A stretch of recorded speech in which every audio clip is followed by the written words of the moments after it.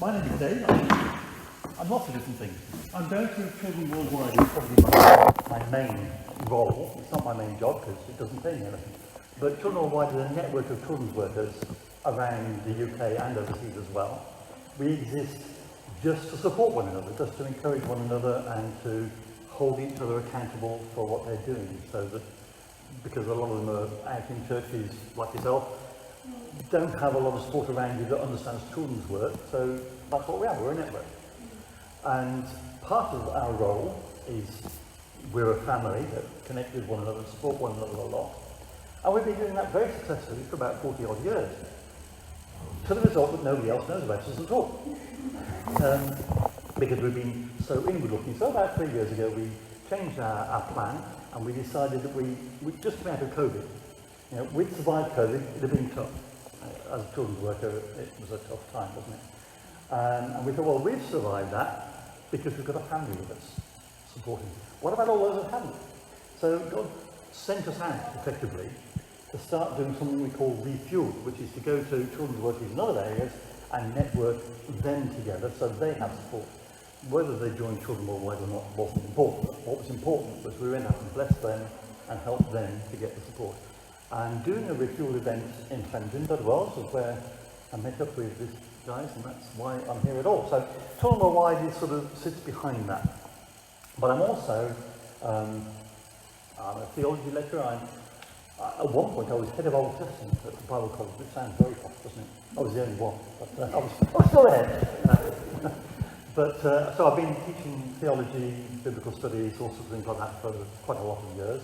I've been a church planter, I've been a pastor, I've been an itinerant children's minister, a church-based children's minister, quite a few different things over the years. It just shows how long I've been living, doesn't it really? But children's work is one of the things I've been doing for a long time, and involved particularly in the strategic side of looking at children's ministry. Originally with a theological hat on, but largely now because I've just been involved in it for so long. And one of my other roles is as one of the committee that works on the Hand in Hand Children's Ministry Conference, which is a national conference that part of what I'm talking about today has come out of and is developing with. So lots of different hats, but really trying to get the big picture into what we're looking at today and trying to understand what God's strategy is and how can we join in with it. Because of course that's the technique, that's the winning thing, isn't it? Work out what the winning side is doing and join in. That's always been my mentor. Even back when I was at school, you know, come out at lunchtime and the football game's going on, which side do I want to join? It's always been the question. So that's been my mentality all the way through, and it's a bit of an obvious one. Which side is God on? That's the side I want to be on. So, looking at God's strategy. I'm aware that the publicity says God's three-part mission strategy. And the title up there is God's two-part mission strategy. And that's because God's two-part mission strategy is out of date. And I'm pressing this, hoping that something's going to go. There we go. God set up Israel to be the witness to the world, and he set up the nation of Israel in a way that was a self-sustaining faith development movement. And the way that it was largely through family. As you read your Old Testaments, family is a very strong concept. And faith belongs in the family. So it's a bit of an odd topic really, because we're children's workers. We're church-based children's workers or itinerant children's workers. And our job is to pass on the faith to the children. And that's not biblical. That's a bit of I've been a children's worker, I've been a church-based children's worker, and the role is not biblical. It is not what God intended. I, in that role, am not part of God's initial strategy. Because God's initial strategy has gone wrong. And it needs to be fixed. And it needs to be fixed by God's three-point strategy, which is what we're going to come on to. Yeah? So that's where we're going with all of this. But first of all, let's work out what God's two-part strategy was so that we can understand where we're going. And it revolves, as we said, around family. And this picture really sums it up for us. It begins with the house, the household, the mum, dad and 2.4 children. Faith is taught in that environment and caught in that environment. Mum and dad have a faith, they live a faith out in the home, and the children see that and are involved in that and are part of that, and it's just the way we do everything. That's what it was. And there are 5 verses we can look at that way. This is the best known of them, Deuteronomy 6. Teach them to your children, repeat them when you're at home and when you're away, when you're resting, when you're working, you write them on the doorpost, it's everything. Passing your faith on in every situation in the home. Faith is the natural air we breathe. That's the concept of family. When I became a dad for the first time, that's not what I did. That's not what I was taught, not what I'd expected. I'd been brought up outside of church. I didn't become a Christian until I was 16, so being a dad in a faith environment was sort of new anyway. I was only picking up what I saw around me. What I saw around me was that, well, I'm British. I don't talk about faith very much, not in front of the children. I don't share my burdens and my problems in front of the children. I pray with my child, I'm supposed to do that, so I do a nice little prayer at the end of thanking God for the day and everything else. And I've got to teach them a Bible story, so we've got a Bible we read at bedtime, and that's the limit of the faith engagement. And if I've got a problem, I'm praying to God saying, God help me, I don't know what I'm going to do. I don't tell the children that, because I separate out that side of things. I don't involve my children in my own angst and my own daily practice. So I don't share faith with them. So that's what I brought into my parenting with my first child, my son, who is now 40. So give you some idea about how old I am and how long ago that was. At the time, the church that I was in, the understanding was that as a 2-year-old, a 4-year-old, he wasn't interested in terms of faith. He wasn't really going to give us an expression of faith until he was about 13 or 14, when he could intellectually understand.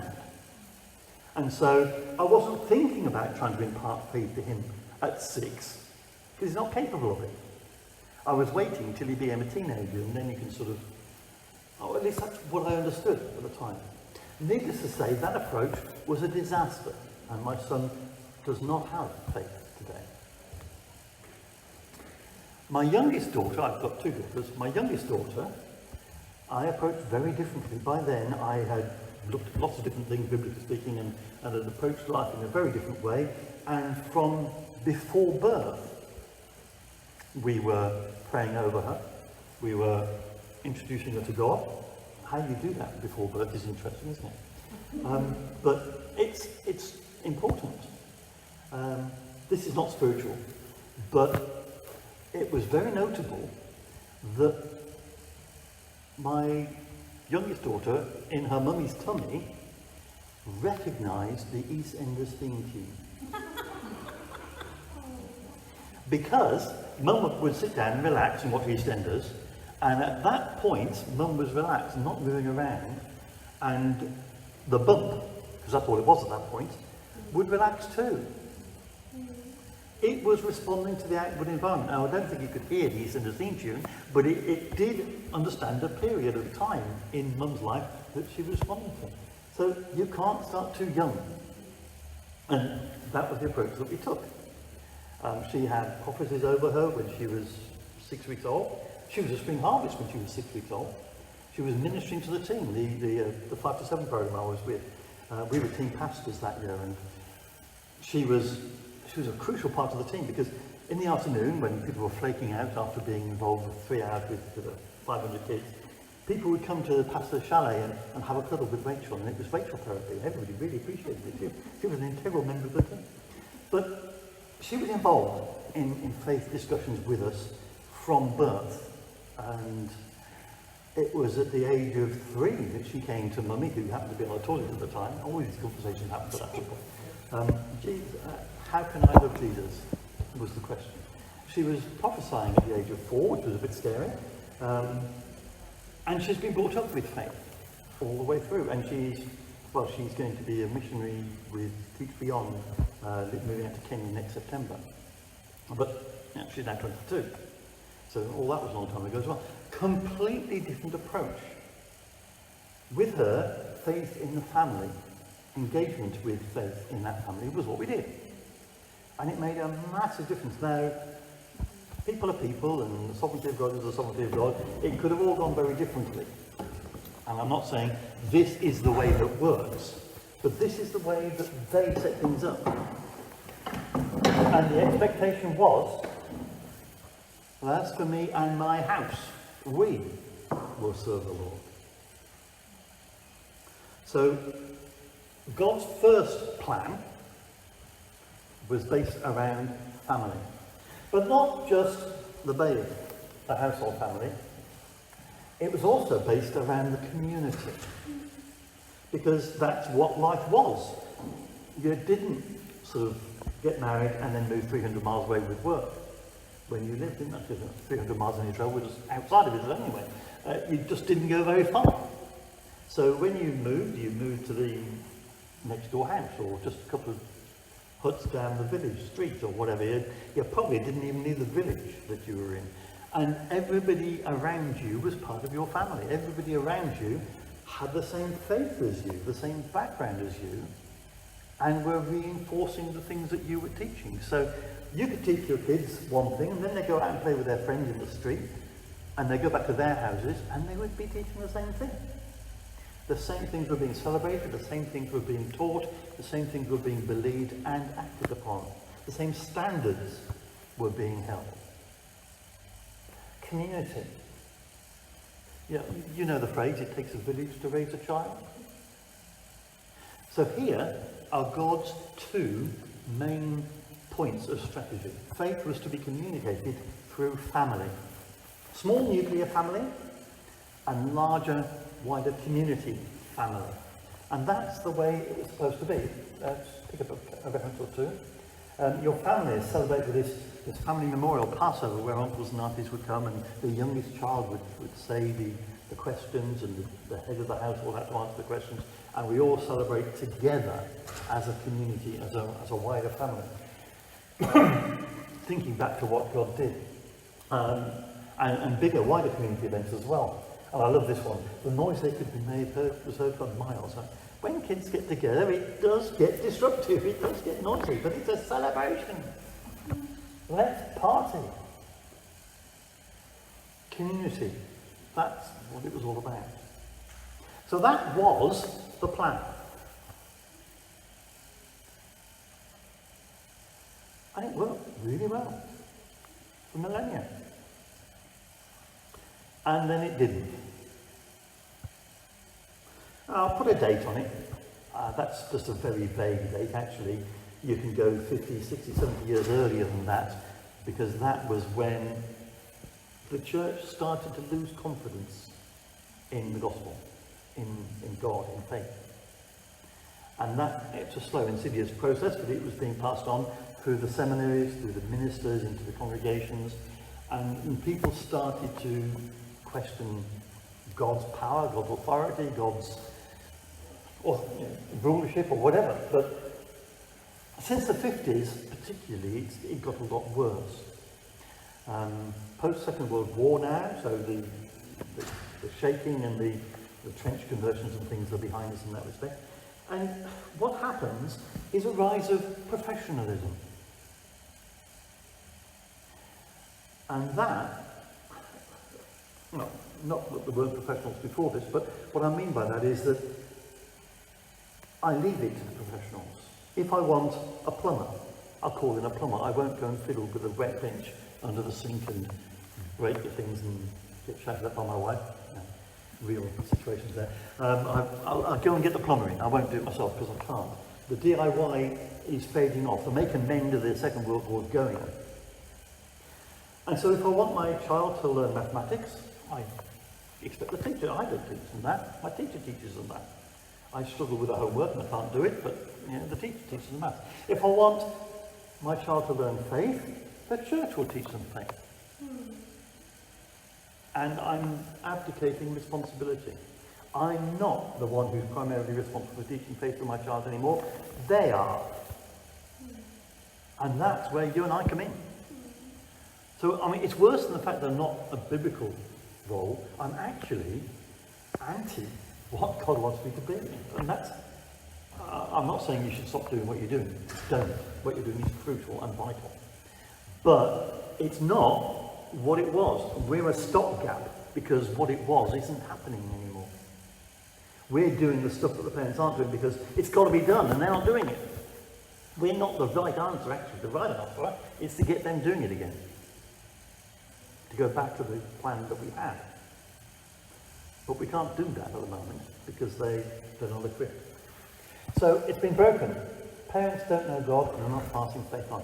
And they are abdicating all senses of education these days.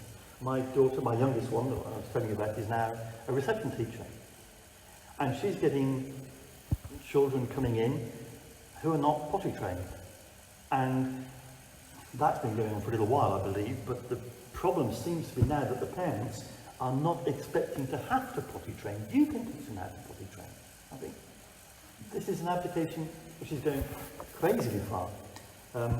But because there's just so little education being done by parents now, so little parenting being done by parents, it's all being pushed away. And the spiritual care, the passing on of faith, is not happening. This pattern is broken. We used to have the grandparents. Well, we've still got grandparents. But we used to have grandparents of faith. Today's grandparents are my age. I'm 64 last year. I was brought up outside of church. My generation was not churched. We were the first ones that were not really churched.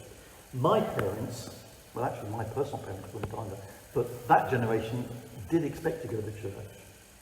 And they knew the Bible stories. My generation was the first generation that didn't. So we've now got grandparents that don't know about God. And parents who don't know about God. So where does my child go to find God? It's not going to get it from the parents because they abdicated everything. It's not going to get it from the grandparents because they abdicated things as well. They've got to go back to great-grandparents to find people who know about God now, generally. And not many people have great-grandparents left. So our perfect model broke around about then, and we've watched it be broken for 3 generations. If we let it go one more generation, we've had it, haven't we? We've got the great-grandparents still, but everything else is in a mess. And you've seen this in church attendance. There was that statistic that came up in 2000. We lose 1,000 children every week from Sunday school. That's not true anymore, thankfully. Things have turned around since 2000, but that was Peter Briley, wasn't it? Rising Tide produced that statistic. So it's broken, and it's broken in a bad way. So God's 2-point plan is not enough anymore. It's not going to fix it because we don't have the parents who can create that family environment. We also don't have the churches that can create that community environment either. And that's a bit more subtle, but we don't. You think about our churches, and following the 2-point plan, what we're looking for in a church is a community that will reinforce faith with children. What I have in my church, I don't know about yours, hope it's better, but what I have is a church that will send the children out to be educated and let them come back and tell us what they've done and clap, but then not engage with them at all, except for to say you can't have another biscuit. That is not creating a faith community. I want a community where Grandad over there will have a little chat with little Joey and say, what have you done today? And what are your things? And can I pray for you? And yeah, have another biscuit. And can you pray for me? I've got to go and see the hospital about my eyes. I'm really worried. Will you pray with me? I want a community that's like that. I want a community where little Johnny can go and say to Mum, can we go down and drop a cake in at Grandad's house because he's feeling a bit lonely at the moment, or something like that. That's what I want, a faith community where everyone cares for everybody else and supports. That's what we were looking for. But I don't see it. So those two things are completely broken.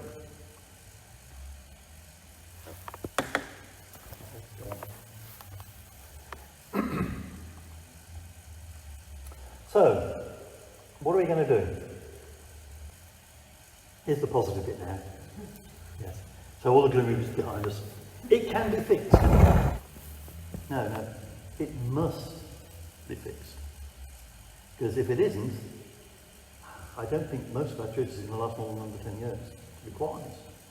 And quite blunt, but ominously true. It must be fixed. And how can it be fixed? Well, we can't simply put back the situation that we had, because we don't have the people. So what we've got to do is to give our children their faith again, somehow. We've got to start with this new generation. And this new generation, Generation Alpha, we're calling them, yeah, that's where we're at the moment. And they are very open. Because they don't have the hang-ups that the previous generations have had. And this is something that I struggle to understand. So I'm going to belabor the point, because it helped me. When I was growing up, church was boring. Church was out of date. Church was wrong. Science had disproved the Bible. Science had shown God was dead. Church was out of it. God was out of it. That's the environment in which I grew up. And that's the environment that I am assuming that today's children are in. And they're not. Today's children don't know about God. No, don't know who he is. Today's children can't tell you a Bible story. I mean, I've sat in a church with a bunch of year one kids next to a bookstall of books full of things like the Easter story, the Christmas story, David and Goliath, Noah's Ark. Here's a whole pile of books, look everybody. Can anybody tell me a Bible story? No. Well, what about, does anybody know anything about Mary and Joseph and a donkey? Oh yeah, we did that at Christmas. Well, is that in the Bible? Yeah, there's absolutely no knowledge at all, which is shocking.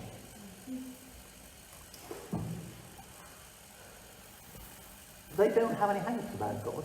They don't have any ideas of what he's supposed to be or what he's not supposed to do. They don't have any ideas that science has disproved God, because for them, he hasn't. Science is not reliable. Science, in fact, truth, is negotiable. And it's actually all about story for them. Not necessarily what we heard this morning about stories, but it's all about people's testimony. It's all about, does it work for them?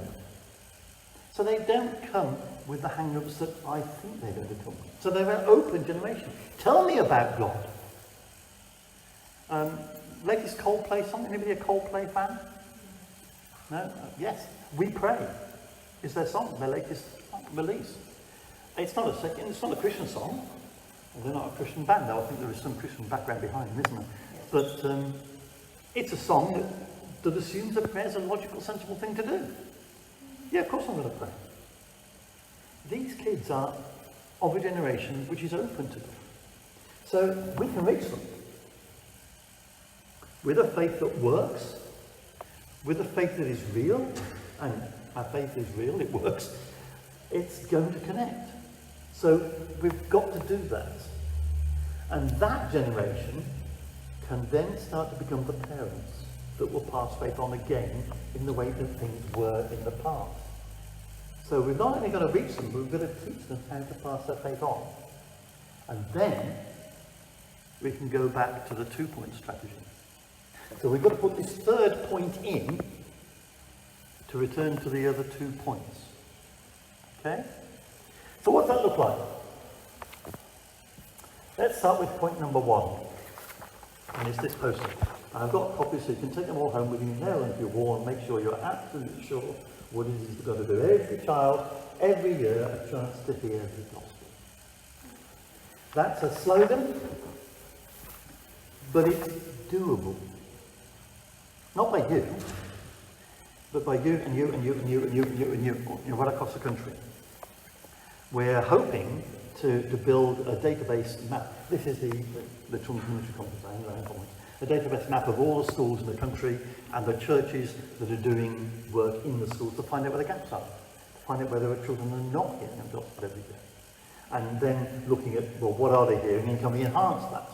Can we put prayer spaces into their schools? Can we put open the Bible into the schools? What can we do to enhance the gospel that's getting in? But let's start by just getting that gospel taught because they don't know it. So there's our beginning. We've got a mission field. We have a set number of years in which to do this before our churches simply don't have the manpower anymore. That's our challenge. So there's the first poster. We've got to stick it up on our walls and make sure everybody does it. And there's nothing that is not biblical. Matthew 28. So this is God's third linchpin of the strategy, if you like. And everything that we know about mission, about strategies, says children are the most receptive group, age-wise, so the under 14s, under 13s, whatever it is. They are the Generation Alpha who are open to us. The only thing is we've got to go while we still have the manpower to go. And then we've got to think about, well, what tools do I have to do this? And over in the marketplace, well, sitting here, we've got open the book, we've got lots of tools that help us to look at evangelism.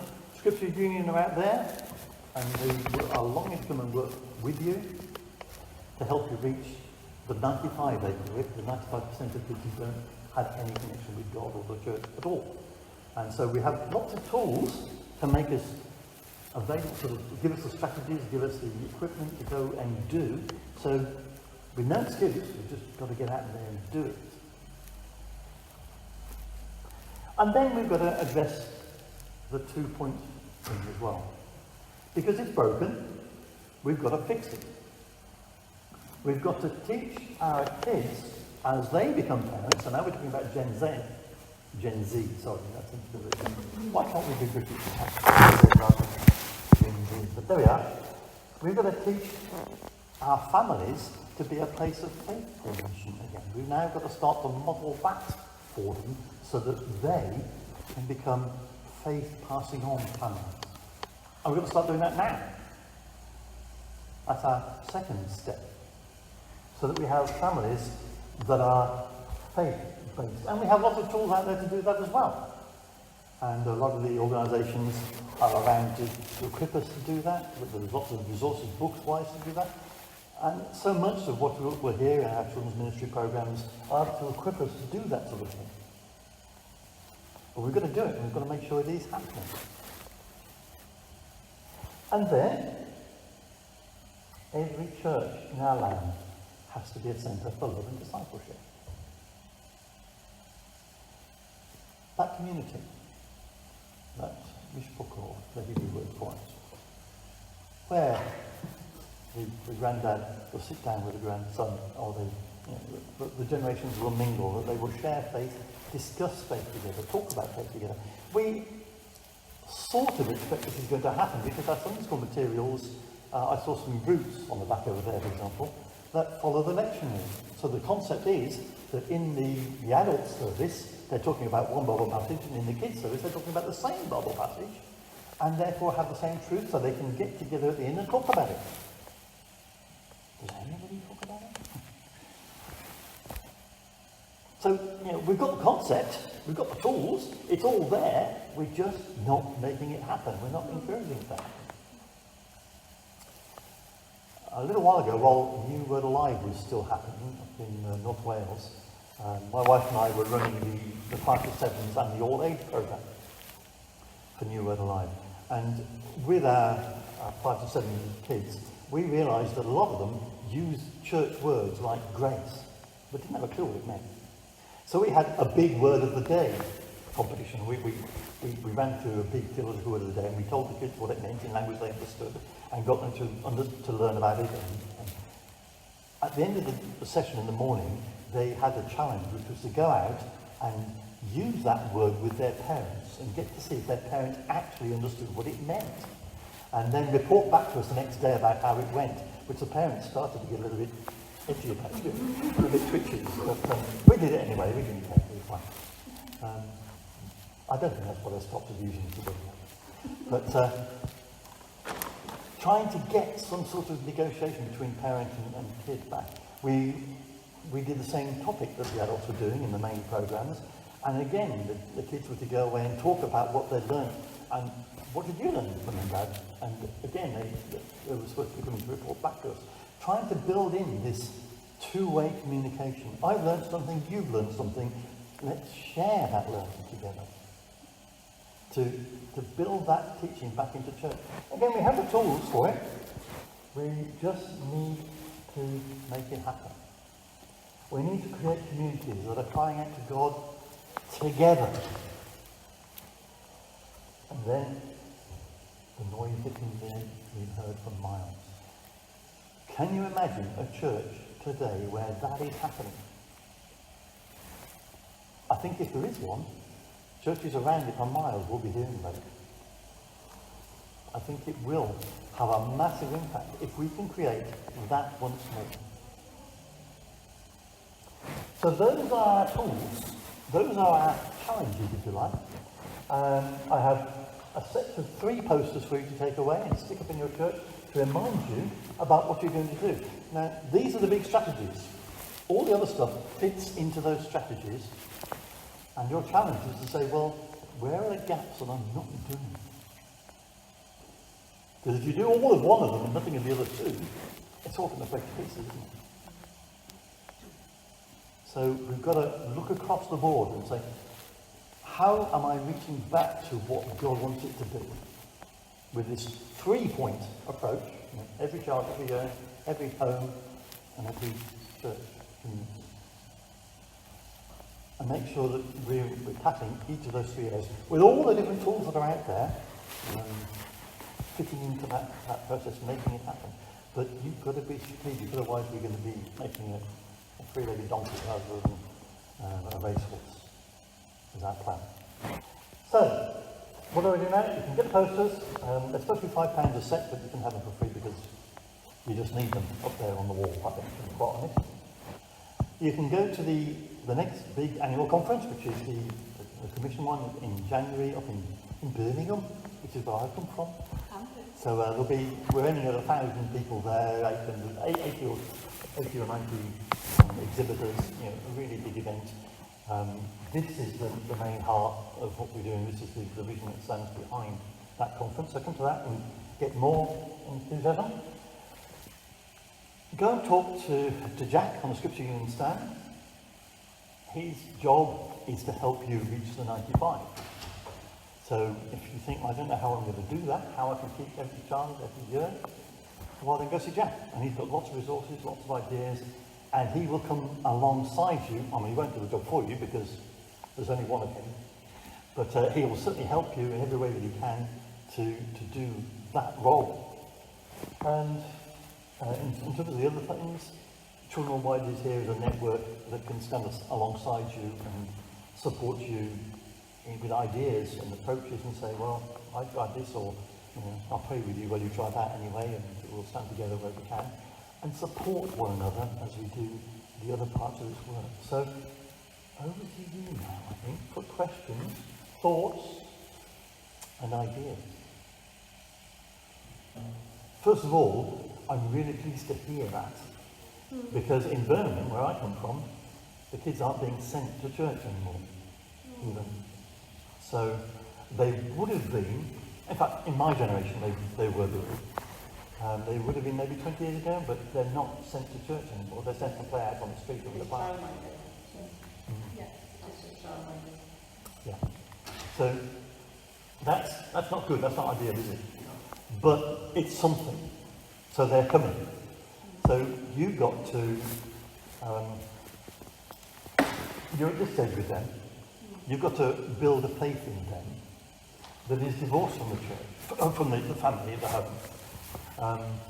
You've got to become, and it's really difficult when you see them for 1 hour a week, but you've got to make the most of that hour, and you've got to create a faith in them. Without that support, that's tough, but it's got to be done. And then they've got to become the faith maker in the home. So that's their mission, and they've got to see it as a mission. It's not ideal, is it? You want reinforcement. In fact, you want to be reinforcing what's going on in the home, ideally. But if there's nothing there, but if they're coming to you at all, well then that's a start. Now, probably, if they're being sent, they also don't want to come. That's going to be part of the problem. So you've got to overcome that by making them want to come. So this hour that they're coming to isn't church, it isn't school, it isn't stuff that they associate with negativity. This is my space. This is where I meet with my mates. This is my comfort zone. This is my home. That's what it's got to become. That might mean you have to look at the way you do things a bit differently sometimes.